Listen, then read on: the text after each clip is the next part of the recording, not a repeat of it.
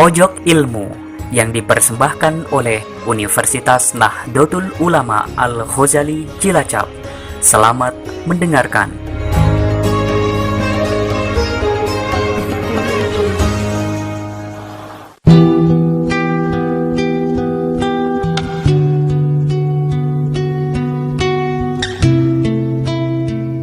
Assalamualaikum warahmatullahi wabarakatuh. Ma'asyiral muslimin wal muslimat rahimakumullah. Dalam kitab tafsir Al-Khazin disebutkan, faman syaa adkhalahul jannata bi rahmatihi wa man syaa adkhalahun nar bi adlihi. Allah memasukkan hambanya ke dalam surga dengan rahmatnya dan memasukkan orang ke dalam neraka dengan sifat adilnya. Pernyataan ini bisa disalahpahami bahwa tidak perlu sholat, tidak perlu puasa, tidak perlu zakat, toh ibadah itu semua tidak memasukkan kita ke dalam surga, tapi kita masuk ke dalam surga karena mendapatkan rahmat, mendapatkan belas kasih dari Allah Subhanahu wa ta'ala. Lalu perlukah kita sholat? Perlukah kita puasa? Perlukah kita beribadah? Mestinya kita tidak berhenti di situ. Mestinya bertanya kepada siapakah rahmat Allah itu diberikan? Siapakah orang-orang yang layak dikasihi oleh Allah? Apakah Allah memberikan rahmatnya kepada semua orang? Tentu tidak. Dalam Surah Al-A'raf ayat 56 Allah Subhanahu wa ta'ala berfirman, A'udzu billahi minasyaitonir rajim.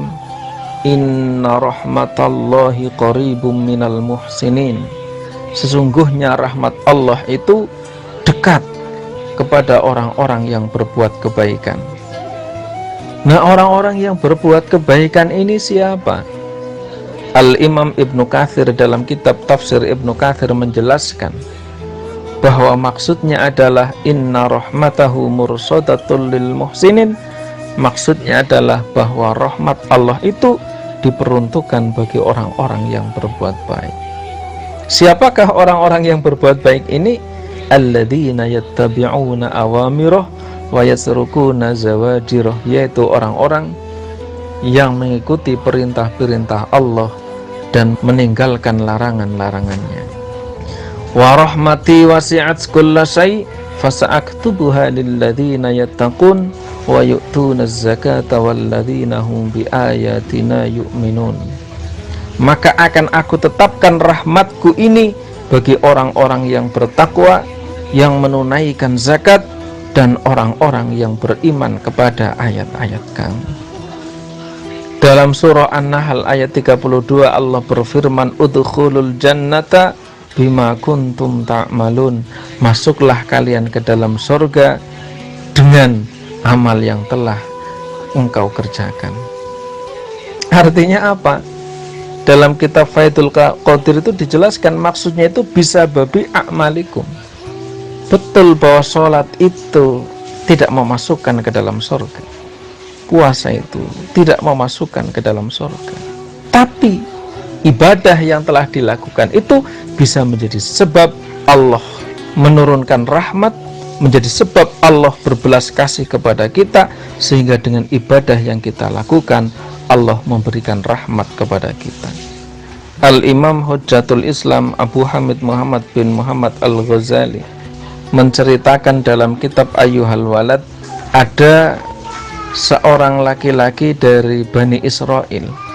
Ia tekun beribadah kepada Allah selama 70 tahun lamanya.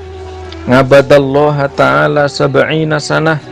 Kemudian Allah ini mengutus malaikat agar menemuinya untuk menyampaikan bahwa walaupun ia telah tekun beribadah sekian tahun lamanya, ia tetap tidak layak masuk ke dalam surga. Setelah malaikat menyampaikan berita itu, di luar dugaan, dengan lantang lelaki ini menjawab, nahnu khuliqna lil ibadah fayambaghi lana an na'budah. Kami diciptakan untuk beribadah, maka aku akan tetap beribadah kepada Allah Subhanahu wa ta'ala. Lelaki ini sama sekali tidak peduli mau dimasukkan ke dalam surga atau dimasukkan ke dalam neraka oleh Allah Subhanahu wa Ta'ala. Ia tidak peduli, ia tetap melaksanakan tugasnya, yaitu beribadah kepada Allah Subhanahu wa Ta'ala. Mendengar jawaban ini, apa kata Allah? Kata Allah, idza huwa lam ya'rid an ibadatina fanahnu ma'al karam la na'ridu anhu. Ketika ia tetap rajin beribadah, walaupun sudah diberitahu bahwa ia itu dengan ibadah itu dia tidak layak masuk surga, namun ia tetap tekun beribadah, tetap melaksanakan tugasnya beribadah kepada Allah, maka aku Allah dengan sifat kedermawananku, aku tidak akan berpaling darinya, aku tidak akan menyia-nyiakannya. Idza huwa lam ya'rid an ibadatina fanahnu ma'al karam la na'ridu anhu. Ketika ia tetap bersikukuh beribadah kepadaku, maka dengan sifat kedermawananku, aku tidak akan berpaling darinya, aku tidak akan menyia-nyiakan ibadahnya. Maka ishadu ya malaikati, saksikan wahai para malaikatku, anni qad ghafartu lahu, sungguh telah aku maafkan kesalahannya. Ketekunan ibadah lelaki itu menjadikan Allah mengampuninya. Ketika Allah mengampuninya, ketika Allah mengasihinya, maka Allah memberikan rahmat kepadanya, Allah memberikan belas kasih sayangnya kepadanya, sehingga dengan kasih sayang itu ia dimasukkan ke dalam surganya Allah Subhanahu wa Ta'ala. Kita berharap mudah-mudahan dengan ibadah puasa yang kita lakukan, sholat tarawih yang kita jalankan, sedekah yang kita berikan, zakat yang kita tunaikan, dan ibadah-ibadah lain yang kita lakukan, mudah-mudahan ibadah itu bisa menjadi sebab turunnya rahmat Allah, sehingga Allah benar-benar akan mengasihi kita, memberikan belas kasih sayangnya kepada kita, sehingga pada akhirnya nanti kita semua akan berkumpul bersama-sama di surganya Allah Subhanahu wa Ta'ala. Amin Allahumma amin. Demikianlah yang dapat saya sampaikan, kurang lebihnya mohon maaf. Wallahul muwafiq ila aqwamit thariq. Wassalamualaikum warahmatullahi wabarakatuh.